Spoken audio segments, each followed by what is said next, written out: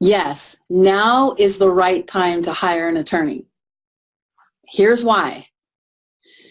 If you get that card on your door, or a letter in the mail, or a phone call from a social worker, you are being investigated.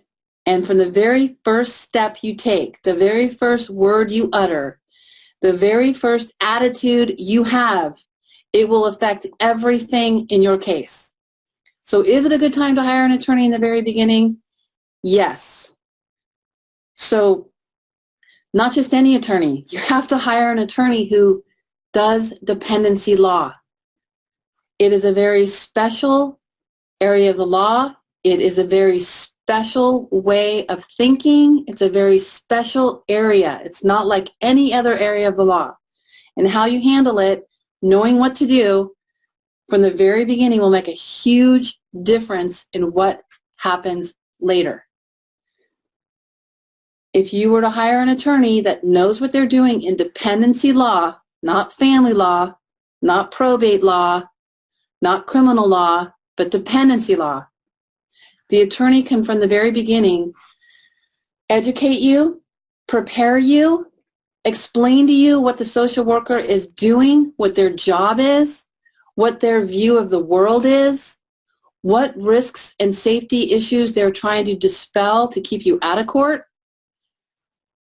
What can you do to best set yourself up for that first conversation with the social worker?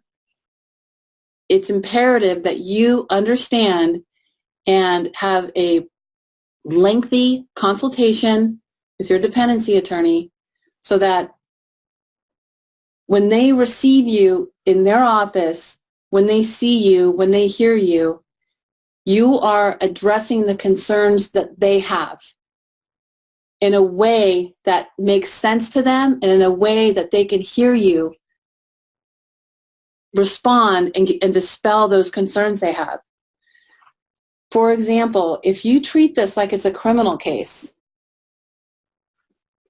you're going to fail the personality test with the social worker. If you treat this understanding what the social worker's job is, what their directive is, and what they're looking for to make sure the house is safe, the kids are safe, that there's no future risk, you can come into that meeting with the social worker, and you can walk out of that meeting with the social worker. Best chances you have, walk out of that meeting with the social worker, and they never file anything in court. They're satisfied. You're doing the things that they think need to be done, or you were able to dispel the concerns that they had by basically telling them the facts, and they come to the conclusion that whoever made this call to CPS, it's just completely unfounded. There really was nothing there in the first place. Or there was something there, but the family's handling it correctly, the family's addressing the issues. There's no need for CPS to come into the family's life. If you don't address CPS from the very beginning in the right way, by somebody who understands how to help you get prepared for that meeting, you will not be able to address the social worker's concerns. They could file a petition in court, and you will end up in dependency court, a place you don't want to be. So hiring an attorney in the very beginning is very, very critical. One of the questions is, won't it make me look guilty? No. So it doesn't.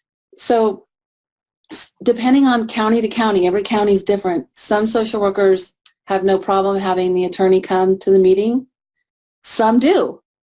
So in the counties where they don't want the attorney around because it just makes them upset or nervous or whatever their problem is, then the attorney just stays away but educates the client so that they can present their best self to the social worker, their best true self to the social worker.